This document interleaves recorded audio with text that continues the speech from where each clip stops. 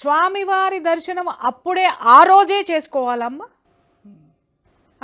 మీకు ఇంత దూరం నుంచి కొండ మీదకి వెళ్ళి స్వామిని దర్శనం చేసుకోవాలి అనుకుంటే మీకు కొంచెం అన్న అవగాహన ఉండదా? అరే అక్కడ దర్శనం దొరుకుతుందా లేదా, ఎన్ని గంటలు దర్శనం పడుతుంది? ఎందుకనంటే మన తిరుపతిలో ఉన్నటువంటి క్రౌడ్ ఇవాల్టిది కాదు, అనాది నుంచి క్రౌడ్ ఉంది, అసలు ఇప్పుడు విపరీతంగా ఉంది. ఆ విపరీతమైనటువంటి క్రౌడ్ ఉన్నప్పుడు ఎన్ని గంటలు దర్శనం పడుతుంది, ఎలా ఉంది అక్కడ సిచ్యుయేషన్స్?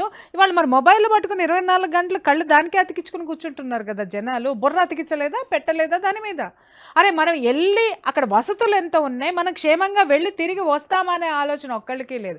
ఉత్తర ద్వార దర్శనం చెప్పారు కాబట్టి వెళ్ళిపోవాలి. ఉత్తర ద్వారం దర్శనం ఎందుకు వెళ్ళాలి, అసలు ఎందుకు వెళ్ళాలి వీళ్ళందరినీ చెప్పమని చెప్పండి. అసలు నిజంగా వెళ్ళిన వాళ్ళల్లో 1% మందిని చెప్పమని చెప్పండి, లేదా 100 మందిని చెప్పమని చెప్పండి. ఉత్తర ద్వార దర్శనము వైకుంఠ ఏకాదశి రోజున ఎందుకు చేసుకోవాలి చెప్పమని చెప్పండి.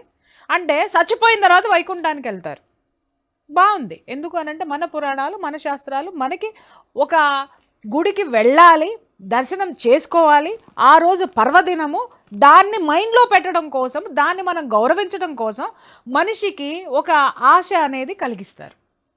ఆశ లేకపోతే ఎవడు ఏది చేయడమ్మా, నిజం చెప్తున్నా. దేవుడికైనా చేయడు, నీకైనా చేయడు, నాకైనా చేయడు. చనిపోయిన తర్వాత వైకుంఠానికి వెళ్తారు అంటే అప్పట్లో ఎందుకు అనుకున్నారు అనంటే ఎప్పుడు కూడా మనిషి బ్రతకడం ఎలా అనేటటువంటిది నేర్చుకోవడే కాక చావును కూడా ఒక పవిత్రంగా చూడాలనుకునేటటువంటి వాళ్ళు. బ్రతకడం ధర్మంగా బ్రతికితే వైకుంఠానికి వెళ్తాం, స్వర్గానికి వెళ్తాం, ఏదైనా అక్కడ కూడా సుఖంగా ఉండాలి. అక్కడ సుఖంగా ఉండాలంటే ఇక్కడ ధర్మాన్ని పాటించాలి. ఇటువంటిది నేర్పడం కోసమే అవన్నీ పెట్టారు. ఇవాళ ఏమైపోయింది, ప్రతి అడ్డగోలు వెధవ, ప్రతి అడ్డగోలు మొహము కూర్చొని అదిగో ఆ దేవుడు ఇట్లా, ఇదిగో మీరిన్ని ఇలా చేస్తున్నారు కాబట్టి చచ్చిపోయిన తర్వాత వైకుంఠానికి వెళ్తారు, మీరు ఇవన్నీ చేస్తున్నారని లోటుపాట్లు ఎత్తి చూపించడానికి ఇక్కడ అవకాశం మనమే ఇస్తున్నాము. వాస్తవాలు చూడాలంటే అది ఎందుకు, అరే నువ్వు చచ్చిపోయిన తర్వాత నువ్వు వైకుంఠానికి వెళ్ళిపోతావు అంటే వైకుంఠంలో స్వామి దగ్గర ఉంటావు, అక్కడ బోళ్ళంతా ఉంటాయి. ఎందుకంటే మనదంతా ఒక ఇమాజినేషన్. అరే అక్కడికి వెళ్ళాలి అంటే ఇక్కడ నువ్వేం చేయాలి, తప్పులు చేయకూడదు. ఇక్కడ ఇట్లా మన ధర్మం చక్కగా చెప్పుకొని వచ్చిందమ్మా. అంటే మనము మంచి పాపం క్షమిస్తామనేది చెప్పాలి, అసలు పాపమే చేయొద్దని చెప్పింది. సో ఇక్కడ జనాలు ఇక్కడ చెయ్యాల్సిందంతా చేసేసి ఓన్లీ సంవత్సరంలో ఒకసారి వైకుంఠ ద్వార దర్శనంలో నుంచి వెళ్ళిపోతే డైరెక్ట్గా వైకుంఠానికి వెళ్ళాలంటే ఇప్పుడు వైకుంఠానికి వెళ్ళిపోయారు. ఎక్కడికి వెళ్ళారో వాళ్ళకి ఫోన్ చేసి మాట్లాడాలి మనం.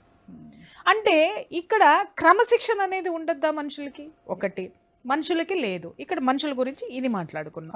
ఒక అవగాహన లేకుండా వచ్చేసారు. వచ్చిన తర్వాత అంత క్రౌడ్ ఉన్నప్పుడు కూడా అరే స్వామిది మామూలు దర్శనం చేసుకొని వెళ్ళిపోదాం, ఈ క్రౌడ్లో తగ్గి 2 రోజుల తర్వాత చేసుకుంటే దాదాపు 10 రోజుల పైన వైకుంఠ ద్వారం ఓపెన్ చేసి ఉంటుంది.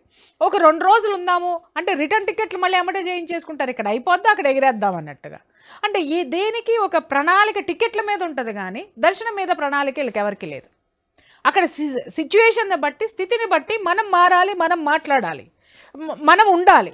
అక్కడ ఏమవుతుంది, ఉన్నది 1,25,000 మంది అయితే వచ్చిన జనం ఎంత, దానికి విపరీతమైనటువంటి క్రౌడ్ పెరిగిపోయింది. ఒకటి ఇది జనం తరపు నుంచి ఉన్నదైతే, వ్యవస్థ తరపు నుంచి నేను చెప్తున్నాను. ఇప్పుడు అంత ఇదిగా ఆ టిటిడి బోర్డు కూడా ప్రచారం చేసినప్పుడు మీకు ట్రైన్లు, బస్సులు, ఫ్లైట్లు ఎన్నొస్తున్నాయో అవగాహన పెట్టుకోవాలి కదా, దాని మీద ఒక విజన్ ఉండాలి కదా. ఒక ప్రత్యేకమైనటువంటి రోజు ఇక్కడ ఉంది అన్నప్పుడు ఆ ప్రత్యేకమైన రోజు అయిపోయేంత వరకు కూడా మనం దాని మీద వర్కౌట్ చేయాల్సిన అవసరం ఉందా లేదా? జనం వస్తున్నారు అంటే ఎక్కడ కౌంటర్లు ఎక్కడ పెట్టాలి, ఇంతమంది జనం వస్తున్నారు అని అంటే ముందు ఒక ప్రణాళిక లేదు. కౌంటర్లు అయితే 5 6 ఓపెన్ చేశారు, సరే ఆ కౌంటర్ల దగ్గర ఒక క్యూ పెట్టి ఈ టైం టు ఈ టైం నిబంధనలు లేవు, ఈ టైం నుంచి ఈ టైం వరకే టికెట్లు ఇస్తారు అంటే ఖచ్చితంగా నేను చెప్తున్నాను కదా, అక్కడికి వచ్చిన వాళ్ళందరూ అరే ఈ టైం నుంచి ఈ టైం వరకు అనేది ఆ టైం వరకే ఉండేవాళ్ళు.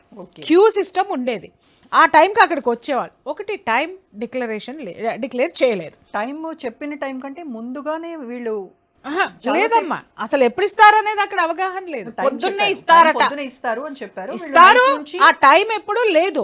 అందుకని ఎవరికాళ్ళు ఏం చేస్తారమ్మా, ఇంతమంది ఉన్నారు, నేనే ముందెళ్ళాలి 4:00 వెళ్ళి అక్కడే కూర్చుంటే పోలేదా, మనకు తొందరగా టికెట్ వస్తుంది, తొందరగా దర్శనం చేసుకుంటాం, తొందరగా మనకు అన్ని తొందరలే, అందుకే ఇలాంటివే జరుగుతూ ఉంటాయి అని వచ్చారు. ఊహించనటువంటి జనం వచ్చినప్పుడు ఒక అనౌన్స్మెంట్, ఒక ఫోనుల్లో ఒక మెసేజ్, ఒక ఇది ఇవ్వాల్సిన అవసరం ఉందా? కనీసం అక్కడ ఉన్నటువంటి ప్రచార వ్యవస్థ ఒకటి ఉంటుంది కదా, ఎస్వీబీసీ ఛానల్ ఉంది, ఆ ఛానల్ ద్వారా వాళ్ళు అనౌన్స్ చేసి ఉండాల్సింది, ప్రెస్ మీట్ పెట్టాల్సింది, ఇంతమంది జనం వచ్చారు పలానా పలానా చోట ఇదిగో మేము ఇది చేస్తున్నామని ఈవో కూర్చొని చెప్పాల్సినటువంటి అవసరం ఈవోకు ఉంది కదా, అక్కడ కనీసము ఎడ్యుకేట్ చేయాల్సినటువంటి అవసరం ఉంది కదా. తొక్కిసలాట జరిగేటటువంటి ప్రమాదం ఉందని పోలీసులను పిలిచి అరే అరే ఇంకొకటి ఇంటెలిజెన్స్ డిపార్ట్మెంట్ ఏం చేస్తుందమ్మా, వ్యవస్థలు ఏం చేస్తున్నాయని నేను అడుగుతున్నాను. ఇక్కడ మనం ఎవరిని అనుకుంటానికి లేదు కాదు, అందరూ కలిసి పడుకొని నిద్రపోయారు. ఇక్కడ ఇంటెలిజెన్స్ వ్యవస్థ ఏం చేస్తుంది, వాళ్ళు ఇంతమంది వచ్చినప్పుడు సార్ పైన అంతే ఉంది, ఇక్కడ ఇంతమంది వస్తున్నారు, దీనికి ఏం చేయాలనేటటువంటి ఇన్ఫర్మేషన్ డిపార్ట్మెంట్లో లేదా, ఒకవేళ డిపార్ట్మెంట్లో ఉన్నా కూడా చూద్దాంలే తోసేద్దాంలే బంధువుల దొడ్లో అదేంటి పశువుల్ని తోసినట్టు తోసేద్దాంలే అని చెప్పేసి అని వ్యవస్థలో నిర్లక్ష్యంగా ఉన్నారా ఒకటి. తర్వాత ఇక్కడికి వచ్చి చూస్తే అసలు నిజంగా మా కళ్ళల్లో నీళ్ళు వచ్చినాయి నాకైతే. ఒక ప్లే గ్రౌండ్లో ఒక పార్క్లోకి తరిమేసేసి ఒక పోలీసులు దానికి లాక్ చేసేసి పెట్టేశారు. అలాగే బార్గేట్స్లో ఉన్నటువంటి వాళ్ళు ఎవరైతే లోపల ఉన్నారో వాళ్ళని కూడా ఒక్కొక్క కౌంటర్లో ఒక్కొక్క చోట పెట్టి తాళం వేయడం ఏంటమ్మా. వాళ్ళు నేచర్ కాల్స్కి ఎక్కడికి వెళ్ళాలి, వాళ్ళకి ఏదో ఆకలిస్తే ఎక్కడికి వెళ్ళాలి, దాహం వస్తే ఏం చేయాలి. సరే మీరు దాంట్లో పెట్టారు, ఉన్న వాళ్ళకి ఏమన్నా వసతులు కల్పించారా, తింటమో తాగడమో ఏదో ఒకటి ఏమన్నా ఇచ్చారా, లేదు.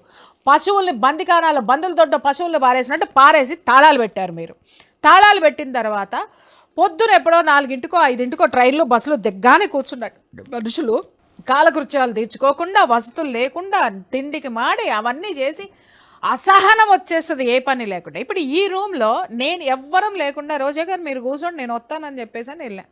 ఎంతసేపు కూర్చోగలుగుతారు మీరు చెప్పండి, ఎంతసేపు మహా అయితే ఒక 1 అవర్ కూర్చుంటారు. 2 అవర్స్ కూర్చోగలుగుతారా? 2 hours highly impossible. మనం చెప్పడం చాలా తేలిక, అక్కడ కూడా జరిగింది అదే.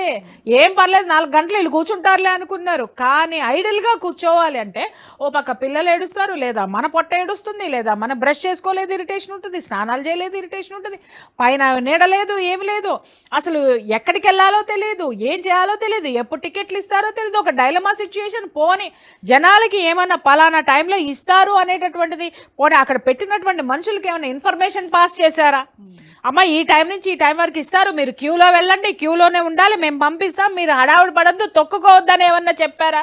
ఏమీ లేవు. ఎంత నిర్లక్ష్యం ఇక్కడ అదేంటి అడ్మినిస్ట్రేషన్ది కనిపిస్తుందంటే అంత నిర్లక్ష్యం కనిపిస్తుంది. ఇక్కడ ఏమైంది, ఒక్కసారే జనాలకి తాళం ఓపెన్ చేశారు. తాళం ఓపెన్ చేసి ఎక్కడో ఇస్తారంట అనేటటువంటి పుకార్ ఒకటి వచ్చింది. అయితే ఇంకొక టైం కూడా లేదు. ఒక లేడీకి ఎవరికో ఆవిడకి హెల్త్ ఇష్యూ అయ్యి తన